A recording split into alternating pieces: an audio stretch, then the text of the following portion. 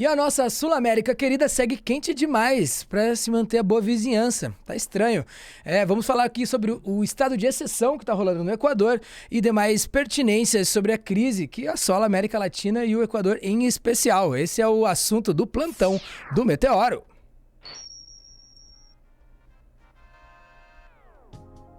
E pra gente saber um pouco mais sobre isso, estou aqui com Mrs. Juliana Araújo. Olá, Ju, tudo certo? Oi, Vitor, tudo bem? Tudo É, sim. tudo mais ou menos, né? A gente Fala aí. está agora falando do estado de exceção, a continuação do estado de exceção no Equador, Uhum. apesar de, nessa última semana, aumentarem, na verdade, o horário para o toque de recolher, e arrefecer o estado de exceção em algumas cidades. Uhum.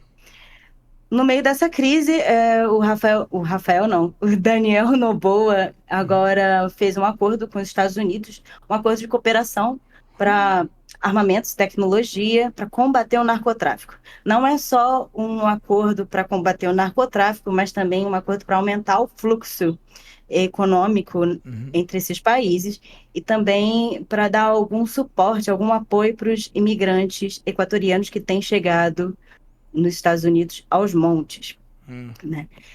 E no meio disso tudo, o Daniel Noboa, ele tem propostas para aumentar o imposto sobre o valor agregado Uhum. de 12% para 15%. Isso vai impactar diretamente a população periférica do país, Uhum.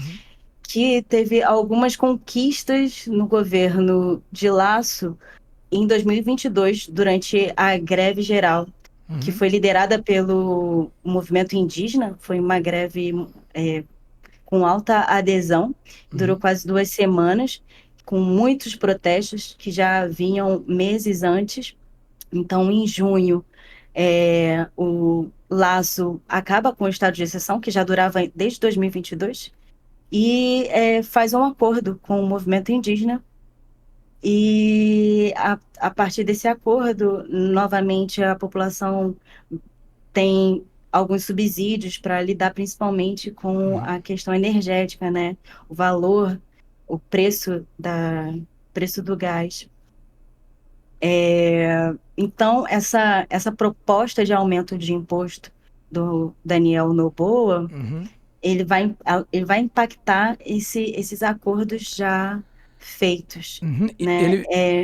Ele vem Fala. ele vem para financiar, né, a solução desse conflito armado interno aí que tá rolando no Sim, Equador, né? sim, ele está tentando viabilizar financeiramente o Uhum. conflito interno armado contra o narcotráfico. Então, Uhum. esse aumento desse imposto é para isso, mas não somente é, tem propostas para aumentar o imposto, Uhum. ele também tem uma proposta de adiar o encerramento de exploração de petróleo no campo de petróleo do Parque Iaúne, que foi uma decisão do povo equatoriano no plebiscito Uhum. das eleições no primeiro turno no ano passado. O povo decidiu, com mais de 50% dos votos, que não quer explorar petróleo no Parque Iaúne, que A gente quer tem aqui. preservar a Uhum. natureza amazônica daquele lugar. A Uhum. gente tem um vídeo aí para mostrar, Boa, na vamos época ver. do plebiscito. Vamos dar uma olhada. Um referendo histórico. Os equatorianos votaram pela suspensão de parte da extração de petróleo em uma reserva da Amazônia, em uma consulta popular que coincidiu com o primeiro turno das eleições presidenciais. O sim para deixar o petróleo no subsolo do emblemático Bloco 43, dentro da grande reserva Iaçuni, foi apoiado por 59% dos eleitores. O parque, onde vivem comunidades indígenas, é um dos lugares mais biodiversos do mundo e joia da coroa da estatal Petroequador. Com 1 milhão de hectares, o Bloco 43 representa apenas 0,08% da extensão da reserva e é o quarto em produção de petróleo do país, com 57 mil barris por dia. O grupo ambientalista Yasu Unidos, que promoveu o referendo, celebrou o resultado como o maior consenso nacional no Equador e destacou que é a primeira vez que um país decide defender a vida e deixar o petróleo no chão. Com a vitória do sim, o governo estima perdas de 16,47 bilhões de dólares em 20 anos, mais de 80 bilhões de reais. Um debate parecido acontece no Brasil, com uma nova e polêmica fronteira exploratória da Petrobras em frente ao delta do Rio Amazonas, cuja licença foi recentemente negada pelo IBAMA, mas que conta com o apoio do presidente Luiz Inácio Lula da Silva. Bem, tá aí. Então, tipo, um referendo, uma decisão referendada aí pela população equatoriana, que realmente deu uma resposta bem Latinoamérica, né, ao interesse do capital, né, do jeito que a gente gosta, mas que está sendo desrespeitada aí novamente, até por um conflito armado que tem contornos trágicos, né? A gente vem... Sim. Volta e meia trazendo aqui informações sobre isso, né? Inclusive sobre a morte do promotor, no caso da invasão da TV ao vivo e tudo mais. Então tá bem triste a situação do Equador. Sim, e por falar em plebiscito, o Daniel Noboa tem já um pacote de 11 perguntas para fazer um novo plebiscito sobre segurança pública. É sobre segurança pública, mas uma das perguntas é sobre se a população quer que os cassinos voltem a serem legalizados. Volta aí uma coisinha ou outra aparece, né? Assim, na hora que dá, os caras...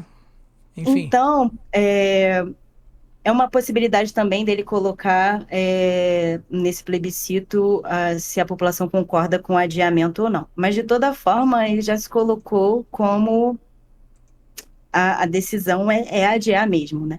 Já vai até agosto, né? Então pode haver esse adiamento mesmo do encerramento da exploração de petróleo no parque. E aí, se você quiser, a gente pode ver também uma manchete sobre a reação dos movimentos ambientalistas e indígenas. Uhum. Vamos lá. Inclusive o movimento envolvido no plebiscito, né? Eu achei interessante como noticiaram ali na manchete. Grupos ambientalistas e indígenas do Equador ameaçam agir contra campo petrolífero amazônico. Como se os ambientalistas e indígenas fossem a ameaça, né? Uhum. Mas, de fato, eles deram uma resposta dizendo que vão à Corte Constitucional, porque se Noboa não realizar o encerramento desse campo petrolífero, ele vai estar cometendo um crime contra a Constituição, porque o povo votou no plebiscito para encerrar.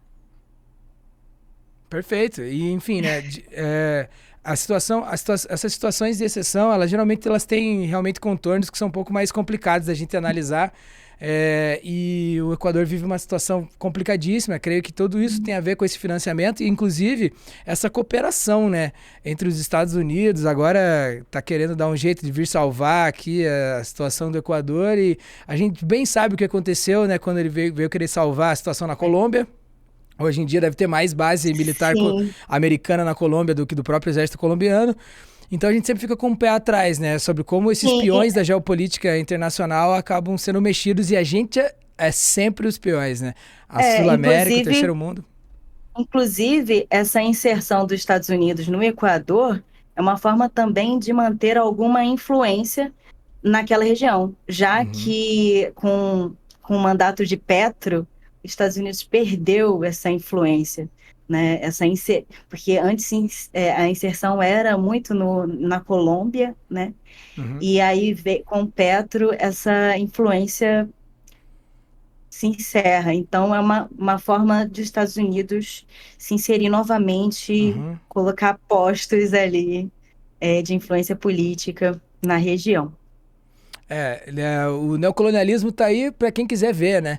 No fim das contas, em todos os lugares do mundo, né? Tem o conflito em Taiwan, tem o Oriente Médio, tem a Ucrânia, tem aqui esse Essequibo, tem uma crise grave social rolando no Equador e uma grave crise política econômica na Argentina. Então, tem tudo isso, né? Existe toda uma ideia de desestabilizar, né? O grande tripé da Sul-América era Brasil, Venezuela e Argentina, né? Desestabilizaram os três como possível, E no fim das contas, enfim, agora vem essa helping hand americana aí, a gente sabe bem que ela ajuda com uma mão, tira com a outra, então é melhor a gente ficar ligado. Mas de qualquer maneira, mais informações sobre a crise no Equador e demais assuntos pertinentes ao terceiro mundo e ao neocolonialismo, vemos aqui no trabalho de Ju Mascavo. Dá uma olhada lá, ó, no arroba dela, Ju Mascavo, também o Guarriiro e o canal do Meteoro, e valeu. Mais alguma coisa, Juliana? Por hoje só. Então fechou. Estive com Juliana Araújo, eu sou Vitor Salmazo, nos vemos no próximo plantão do Meteoro. See you later, quer dizer, hasta luego. Você é muito bom.